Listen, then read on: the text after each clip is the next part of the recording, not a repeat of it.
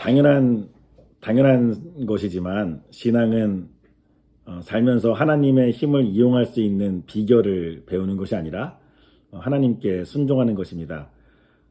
자유는 신앙인이 가진 중요한 가치이지만 하나님은 뭐 구약이든 신약이든 하나님의 백성에게 니네 마음대로 살라라고 결코 말씀하시지 않습니다. 하나님은 철저한 순종을 요구하십니다. 규례와 법도와 율법을 지켜라라는 말은 구약 성경에 아주 자주 나오는 표현이기도 하죠. 또 우리는 예수님을 늘 바라보고 예수님의 길을 따라야 합니다. 대표적으로 이제 하나님의 백성이 성경에서 늘 따라야 하는 대표적인 율법이 뭐냐면, 보통 우리는 율법을 지킨다 그러면은 그냥 내가 잘할 수 있는 거를 열심히 하는 거 정도로 생각하기 쉬운데, 그게 아닌 건 아니지만 어쨌든 대표적으로 나오는 것은 안식일을 지키는 것입니다. 안식일에 일을 하지 말아야죠. 또 신약 성경에서 예수님은 안식일에 선을 행하는 것이 옳으냐 악을 행하는 것이 옳으냐라고 물어보심으로 말미암아 안식일을 더욱더 철저히 선을 행하는 것으로 지켜야 할 것으로 말씀하셨습니다. 안식일과 관련하여 레위기에 있는 한 구절을 제가 읽어보겠습니다. 레위기 26장 33절부터 35절입니다. 나는 너희를 여러 민족 사이로 흩어버리고 칼을 뽑아 너희 뒤를 쫓게 할 것이다. 너희가 살던 땅은 버려진 채 거칠고 쓸모없이 될 것이며 너희가 살던 마을들은 폐허가 될 것이다. 그때야 비로소 땅은 안식을 누릴 것이다. 땅이 그렇게 폐허로 버려져 있는 동안, 곧 너희가 원수들의 나라로 잡혀가 있는 동안에 비로소 땅은 쉴 것이며 제 몫의 안식을 누릴 것이다. 너희가 그 땅에 사는 동안에는 안식년이 되어도 땅이 쉬지 못하였지만 폐허로 버려져 있는 동안에는 땅이 쉴 것이다. 네, 안식일이 아니라 이제 안식년이죠.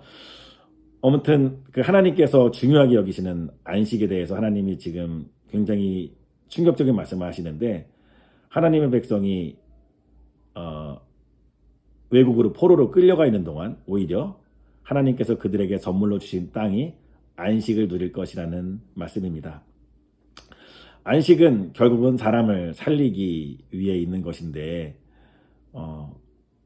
하나님의 백성들은 자기의 욕심을 추구하다가 사람을 죽이는, 그리고 마음껏 죄를 짓는 그런 무대로 하나님께서 주신 땅을 오염시켰습니다. 그래서 그들이 버림받는 것이, 그 땅에서 버림받고 그 땅에서 쫓겨나는 것이 그 땅이 안식을 취할 수 있는 중요한 길이라고 말씀하신 것입니다. 그렇다면 하나님의 백성은 이제 어떤 존재입니까? 그들은 포로로 끌려간 그곳에서 자기들이 어쩌다가 소유한 땅에서 마음껏 욕심을 부리면서 거기서 번영하는 존재들이 아니라 매순간 하나님을 의지해야 하는 자들임을 깨달아야 합니다. 같은 장 레위기 26장의 후반부 44절부터 45절을 읽겠습니다. 비록 그들이 죗값을 치르고 있더라도 그들이 원수의 땅에 잡혀가 있는 동안에 나는 절대로 그들을 버리지 않겠다. 미워하지도 않고 멸망시키지도 않겠다. 그래서 그들과 세운 나의 언약을 깨뜨리지 않겠다. 내가 주 그들의 하나님이기 때문이다. 그들을 돌보려고 나는 내가 이집트 땅에서 이끌어낸 그 첫 세대와 맺은 언약을 기억할 것이다. 나는 그들의 하나님이 되려고 뭇 민족이 보는 앞에서 그들을 이끌어내었다. 나는 주다. 하나님은 하나님의 백성들을 결코 버리지 않으십니다. 그들에게 주신 땅에서 쫓아내서 모욕을 당하게 하시는 그 순간에도 하나님은 그들을 위해 일하십니다. 그래서 그들에게 주신 땅이 안식을 누리도록 하고 그들은 자기들이 하나님의 백성이라는 사실을 깨닫게 됩니다.